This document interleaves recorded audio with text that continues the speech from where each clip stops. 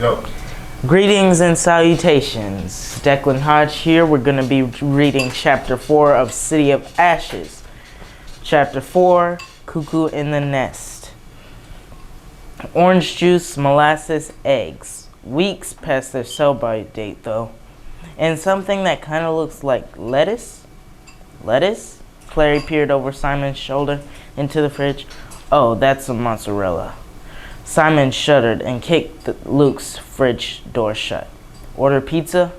I already did, said Luke, coming into the kitchen with the cordless phone in hand. 1 large veggie pie, 3 Cokes, and I called the hospital, he added, hanging up the phone. There's been no change with Jocelyn. Oh, Clary said.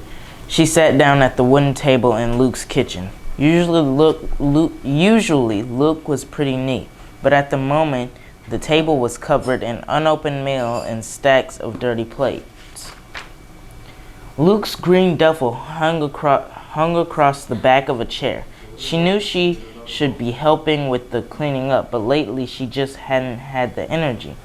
Luke's kitchen was small and a little dingy at the best of times. He wasn't much of a cook, as evidenced by the fact that the spice rack that hung over the old-fashioned gas stove was empty of spices. Instead, he used it to hold boxes of coffee and tea.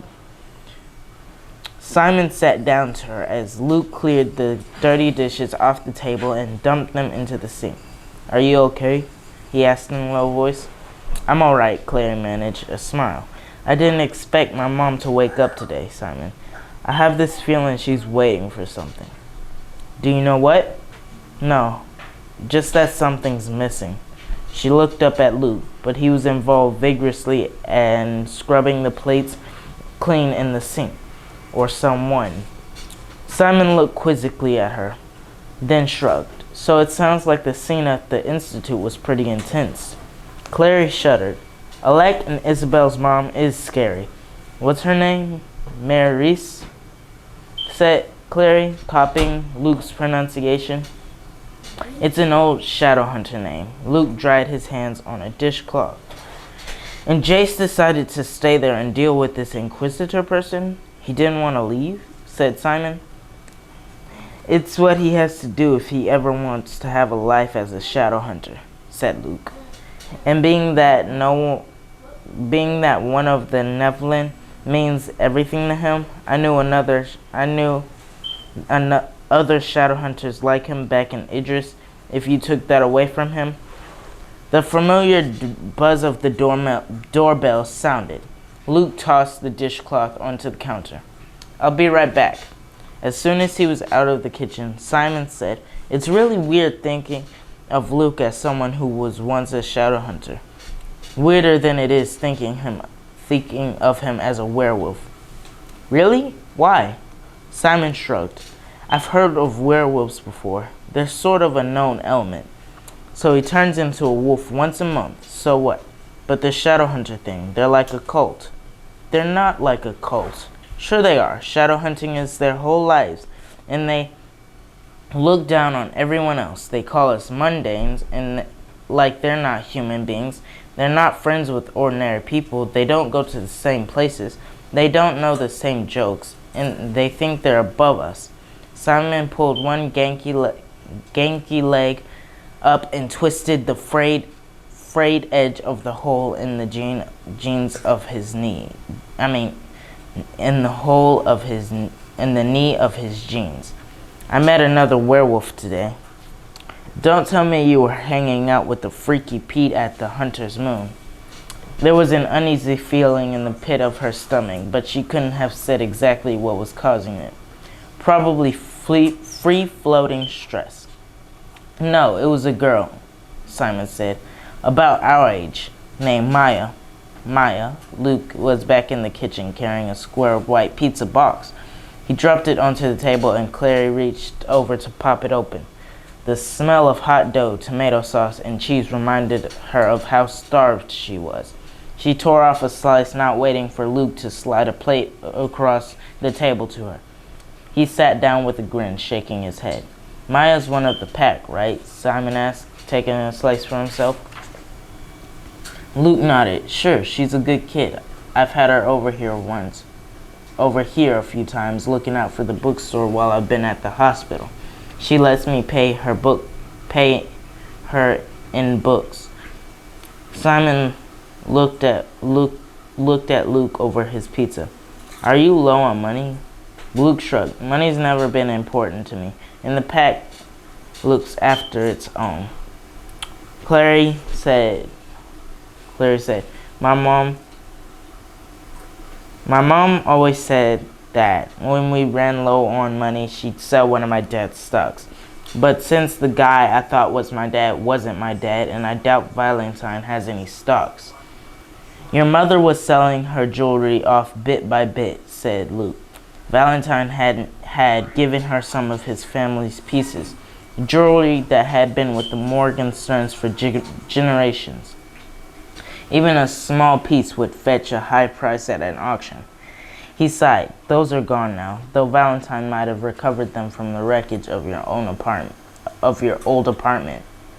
Well, I hope it gave her some satisfaction anyway, Simon said, selling off his stuff like that.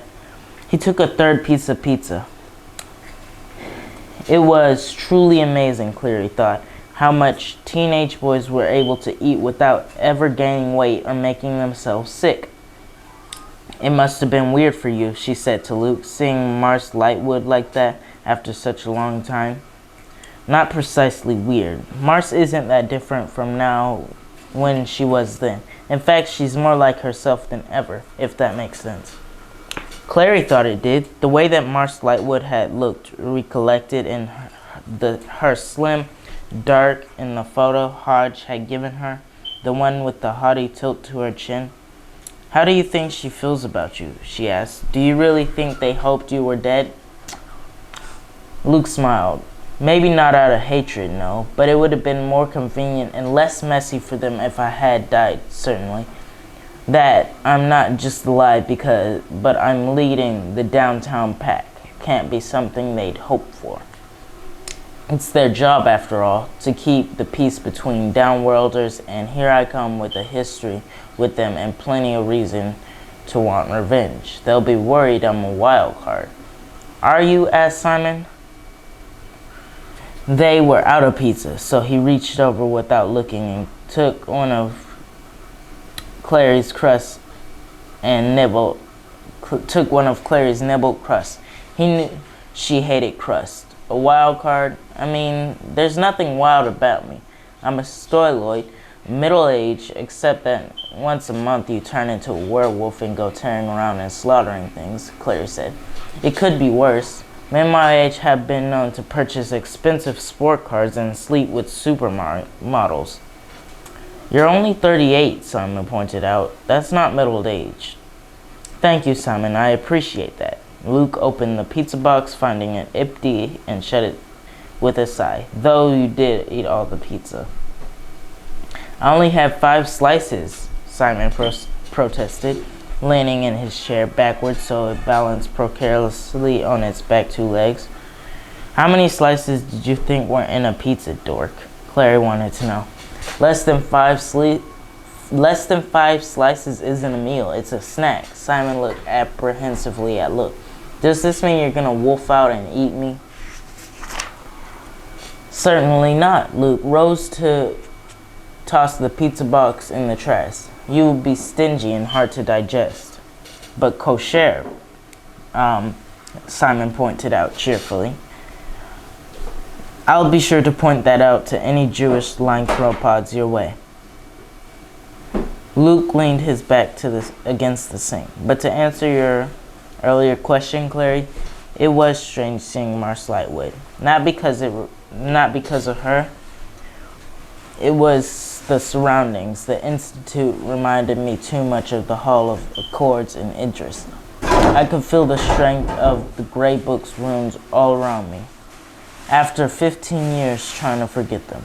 Did you manage to forget them? Claire asked.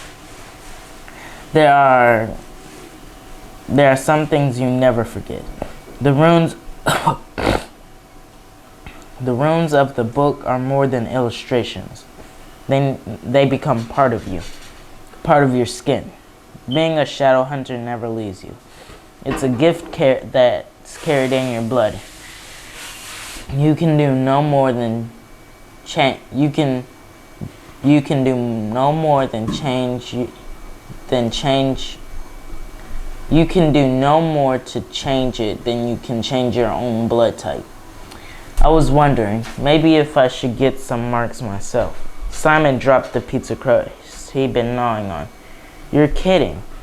No, I'm not. Why would I joke about something like that? And why shouldn't I get marks? I'm a shadow hunter. I might as well go for what protection I can get. Protection from what? Simon demanded, leaning forward so the front legs of his chair hit the floor with a bang. I thought all this shadow hunting stuff was over. I thought you were trying to live a normal life. Luke's tone was mild. I'm not sure there's such thing as a normal life. Claire looked down at her arm where Jace had drawn the only mark she'd ever received. She could still see the lace-like white tracery it had left behind, more of a memory than a scar. Sure, I want to get away from the weirdness, but what if the weirdness comes after me? What if I don't have a choice? Or maybe you don't want to get away from the weirdness that badly, Simon muttered. Not as long as Jace is involved with it anyway.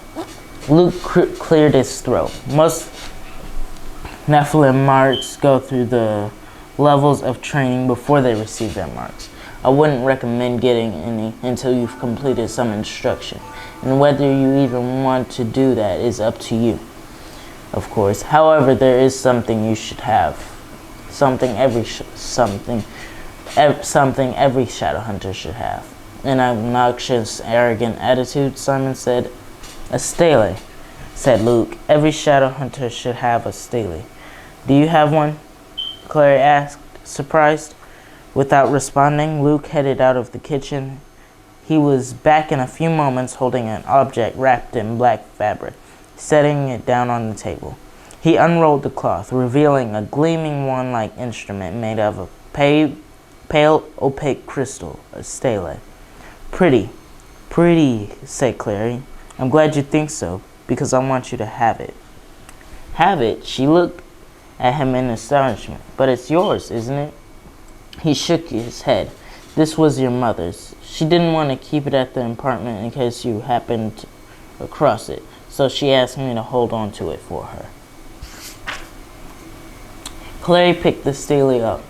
It felt cool to the touch, though she knew it would heat to a glow when used.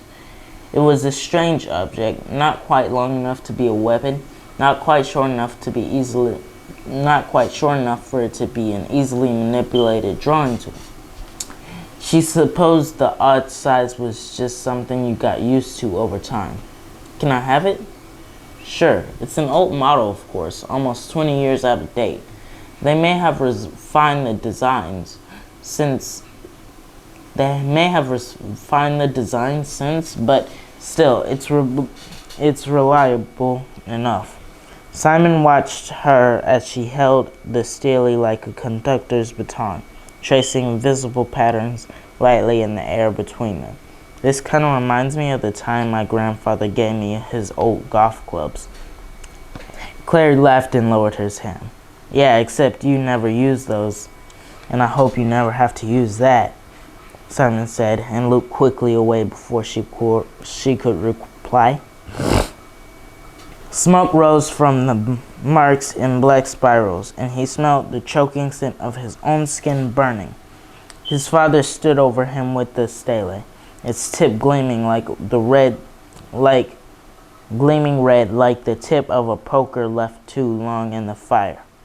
Close your eyes, Jonathan, he said. Pain is only what you allow it to be. But Jace's hand curled in on itself, unwillingly, as if his skin were writhing, twisting to get away from the stele. He heard the snap as one bone in his hand broke, then another, and then another. Jace opened his eyes and blinked up at the darkness, his father's voice fading away like smoke in the rising wind. He tasted pain, metallic on his tongue. He had bitten the inside of his lip. He sat up, wincing. The snap came again, and involuntarily he glanced down at his hand. It was unmarked. He realized the sound was coming from the outside of the room. Someone knocking hesitantly at the door. He rolled off at the bed, shivering as his bare feet hit the cold floor. He'd fallen asleep in his clothes, and he looked down at the wrinkled shirt in distaste. He probably smelled like wolf and ached all over. The knock came again. Jace strode across the room and threw the door open. He blinked in surprise. Alec? Alec, hands in his jeans pockets, shrugged self-consciously. Sorry to wake you up. Mom sent me to get you. She wants to see you in the library. Right now? He peered at his friend. I went to your room before, but you weren't there. I was out. Alec didn't look eager to give out more information than that. Jace ran a hand through his tousled hair. All right, hang on a second while I change my shirt. Heading to the wardrobe, he rummaged through neatly folded square stacks until he found a dark blue long-sleeved t-shirt. He peeled the shirt he was wearing off carefully. In some places it was stuck to his skin with dried blood. Alec looked away. What happened to you? His voice was oddly constricted. Picked a fight with a pack of werewolves. Jace slid the blue shirt over his head. Dressed, he padded after Alec into the hallway. You have something on his neck, he observed. Alec's hand flew to his throat. What? It looks like a bite mark. What have you been doing all day, anyway? Nothing. Beat red, his hand still clamped to his neck. Alec started down the corridor. Jace followed him. I went walking in the park, tried to clear my head, and ran into a vampire. What? No, I fell. On your neck? Alec made a noise, and Jace decided the issue was clearly better dropped. Fine, whatever. What did you need to clear my head about? Your head about? You, my parents, Alec said. My mother came and explained why she was so angry after you left. And she explained about Hodge. Thanks for not telling me, by the way. Sorry, it was Jace's turn to flush.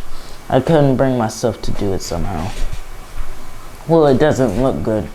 Alec finally dropped his hand from his neck and turned to look accusingly at Jace. It looks like you were hiding things. What? What? You can't scoot down like that. Oh. Ow.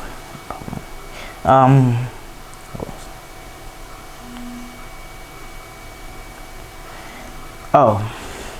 It looks like you were hiding things about Valentine.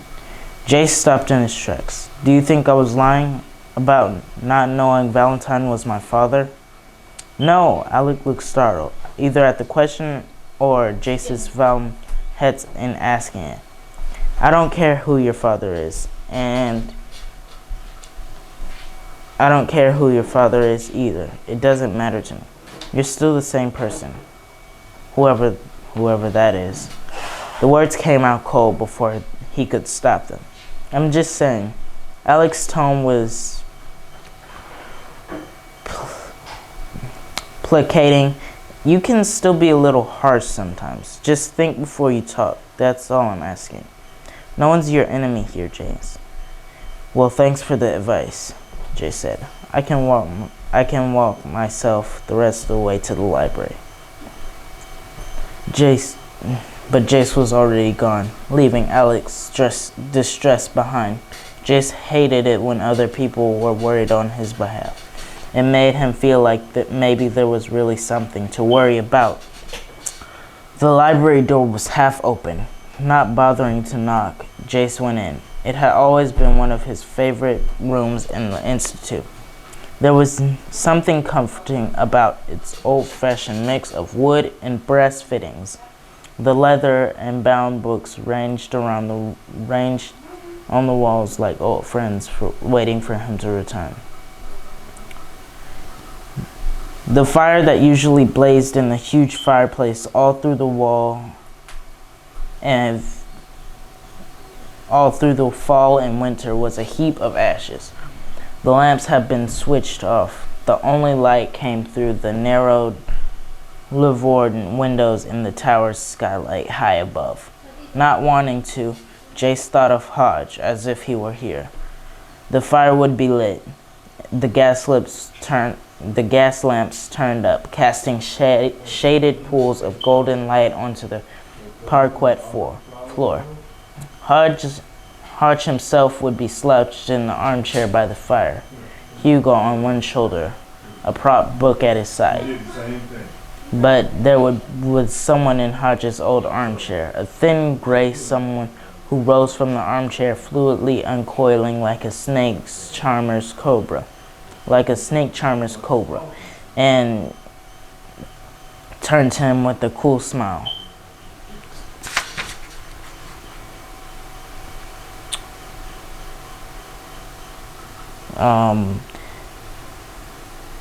As her gaze traveled from his filthy mud-splattered jeans to his bruised face to his eyes and locked there. For a second, something hot flickered in her gaze, like the glow of a flame trapped under ice. Then it vanished.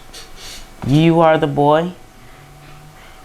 Before Jace could reply, another voice answered. It was Mars, having come into the library with him. He wondered why he hadn't heard her approaching and realized she had abandoned her heels for slippers. She wore a long robe of patterned silk and thin-lipped expression. "Yes, Inquisitor," she said. "This is Jonathan Morgenstern." The Inquisitor moved toward Jace like drifting gray smoke. She stopped in front of him and held out a hand, long-fingered and white. It reminded him of an albino spino. "Look at me, boy," she said, and suddenly those long fingers were under his chin, forcing his head up. She was incredibly strong. "You will call me Inquisitor. You will not call me anything else." The skin around her eyes was maced with fine lines like cracks in paint. Two narrow grooves ran from the edges of her mouth to her chin. "Do you understand?" For most of his life, the Inquisitor had been a distant mythical figure to Jace. Her identity, even many of her duties, were shrouded in the sorcery of the Clave. He had always imagined she would be like the Silent Brothers, with their self-contained power and hidden mysteries. He had not imagined someone so direct or hostile. Her eyes seemed to cut him, to slice away his armor of confidence and amusement, stripping him down to the bone. "My name is Jace, not boy, Jace Wayland." "You have no right to the name Wayland," she said. "You are Jonathan Morgenstern. To claim the name of Wayland makes you a liar, just like your father." "Actually, I prefer to think that I'm a liar in a way that's uniquely my own." "I see." A small smile curved up her pale mouth. It was not a nice smile. "You are intolerant of authority just as your father was, just like the angel whose name you both bear." Her fingers gripped his chin with a sudden furiosity, her nails digging in painfully. Lucifer was rewarded for his rebellion when God cast him into the pits of heck. Her breath was as sour as vinegar. "If you defy my authority, I can promise that you will envy him and his fate."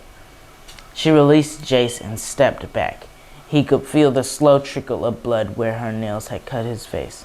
His hand shook with anger, but he refused to raise one to wipe the blood away. "Inquisitor," began Mars, and then corrected herself. "Inquisitor Herondale. He's agreed to a trial by the sword. If you can find out whether he's telling the truth." "About his father?" "Yes, I know I can, Inquisitor." The Inquisitor's sniff collar dug into her throat as she turned to look at Mars. "Mars, the Clave is not pleased with you. You and Robert are the guardians of the Institute. You're just lucky your record over the years has been relatively clean. A few demonic disturbances until recently, and everything's been quiet the past few days. No reports even from Idris. So the Clave is feeling lineage. We have sometimes wondered if you actually rescinded your allegiance to Valentine. As it is, he set a trap for you and you fell right into it. One might think you'd know better. There was no trap, Jace Cannon. My father knew the Lightwoods would raise me if they thought I was Michael Whalen's son. That's all. The Inquisitor stared at him as if he was a talking cockroach. Do you know the cuckoo bird, Jonathan Morgenstern? Jace wondered, perhaps, being the Inquisitor, it couldn't be a pleasant job. The cuckoo bird, she said. You see, cuckoos are parasites. They lay their eggs in other birds' nests. When the egg hatches, the baby cuckoo pushes the other baby birds out of the nest. The poor parent birds work themselves to death trying to find enough food to feed the enormous cuckoo child who has murdered their babies and taken their places. Enormous? Did you just call me fat? It was an analogy. I'm not fat. And I, said Mars, don't want your pity. I refuse to believe the clave will punish either myself or my husband for choosing to bring up the son of a dead friend. She squared her shoulders. It isn't if we didn't tell you. It isn't as if we didn't tell them what we were doing. And I've never harmed any of the Lightwoods in any way, said Jace. I've worked hard and trained hard to say whatever you want about my father, but he made a shadow hunter out of me. I've earned my place here. Don't defend your father to me, said the Inquisitor. I knew him. He was the vilest of men. Vile? Who says vile? What does that even mean? The Inquisitor's colorless lashes grazed her cheeks as she narrowed her eyes, her gaze speculative. You are arrogant, she said at last. Well as intolerant. Did your father teach you to behave this way? Not to him. Then you're aping him. Valentine was one of the most arrogant and disrespectful men I've ever met. I suppose he brought you up just to be like him. And just like your father, you can't keep a temper. Keep your temper. The Lightwoods have coddled you and let your worst qualities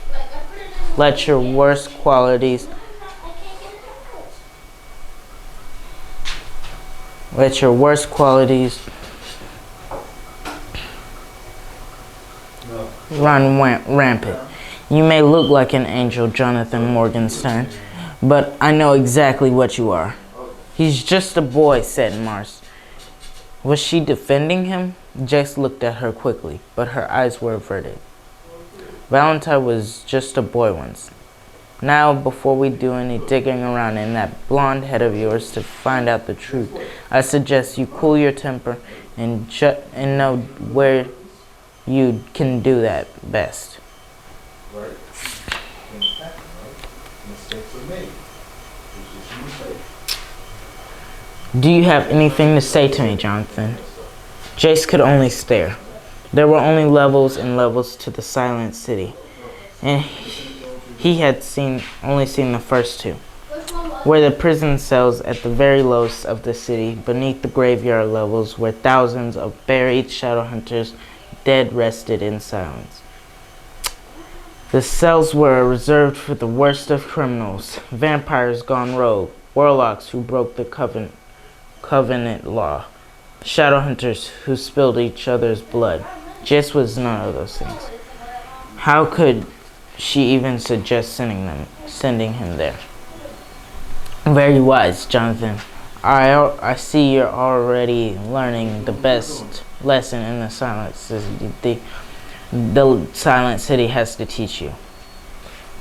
The Inquisitor's smile was like a grinning skull's. How to keep your mouth shut. Claire was in the middle of helping Luke clean up the remains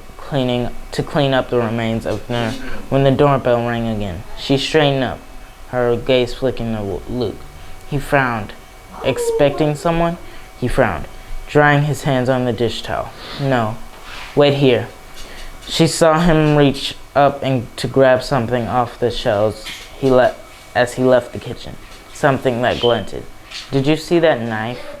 Simon whistled, standing up from the table. Is he expecting trouble? I think he's always expecting trouble, Clary said. These days, she peered around the inside of the kitchen door. Saw Luke open the front door. She could hear his voice, but not what he was saying. He didn't sound upset, though. Simon's hands pulled her back. Keep away from the door. What, are you crazy? What if there's some demon thing out there? Then Luke could probably use her help. She looked down at his hand on her shoulder, grinning. Now you're protective? That's cute. Clary, Luke called from the front room. Come here, I want you to meet someone. Clary patted Simon's hand and set it aside. Be right back.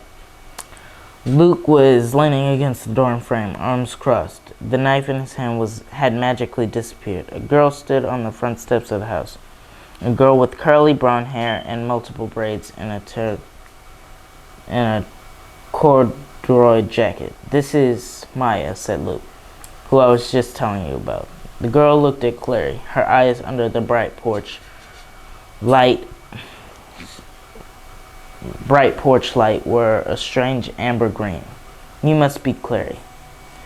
Clary admitted that this was the case. So that kid, the boy with the blonde hair who tore up the hunter's moon, he's your brother. Jace, Clary said shortly, not liking the girl's intrusive curiosity. Maya, it was Simon, coming up behind Clary, hands thrust into the pockets of his jean jacket. Yeah, you're Simon, right? I suck at names, but I remember you. The girl smiled past Clary at him. Great, said Clary. Now we're all friends. Luke coughed up and straightened up. I wanted you to meet each other because Maya's going to be working around the bookshop for the next few weeks, he said. If you see her going in and out, don't worry, she's got a key. Okay.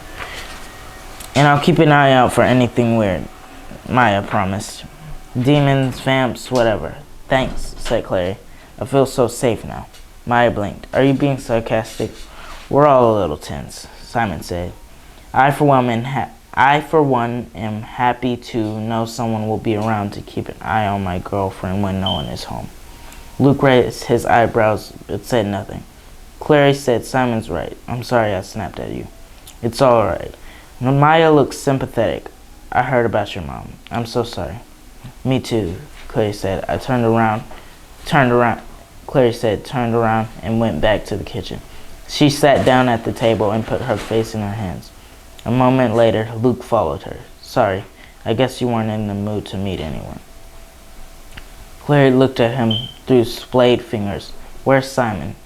Talking to Maya, Luke said, and indeed Clary could hear their voices, soft as murmurs from the other end of the house. I thought it would be good for you to have a friend right now. I have Simon. Luke pushed his glasses back up his nose. Did I hear him call you his girlfriend? She almost laughed at his bewildered expression. I guess so. Is that something new, or is this something I'm already supposed to know but forgot? I hadn't heard it before myself. She took her hands away from her face and looked at them. She thought of the moon open eye that decorated the back dominant hand of somebody's girlfriend, she said. Somebody's sister, somebody's daughter. All these things I never knew I was before, and I still don't really know what I am. Isn't that always the question? Luke said, and Clary heard the door shut at the other end of the house, and Simon's footsteps approaching the kitchen. The smell of the cold night air came with him. Would it be okay if I crashed here tonight? He asked. It's a little late to head home. You know you're always welcome. Luke glanced at his watch. I'm gonna get some sleep. I'll have to be up at 5 a.m. to get to the hospital by 6. Why 6? Simon asked, after Luke had left the kitchen. That's when the hospital visiting hours start, Clary said. You don't have to sleep on the couch, not if you don't want to. I don't mind staying to keep you company tomorrow, he said, shaking dark hair shaking dark hair out of his eyes impatiently. Not at all. I know. I mean, I meant you don't have to sleep on the couch if you don't want to. Then where? His voice trailed off. His eyes wide behind his glasses. Oh, it's a double bed, she said in the guest room. Simon took his hands out of his pocket. There was a bright color in his cheeks. Jace would have tried to look cool. Simon didn't even try. Are you sure? I'm sure. He came across the kitchen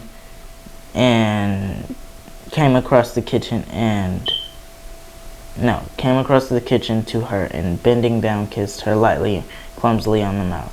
Smiling, she got to her feet. Enough with the kitchen, she said. No more kitchens. Taking him formally by the wrist, she pulled him after her out of the kitchen and toward the guest room where she slept. And that's chapter 4.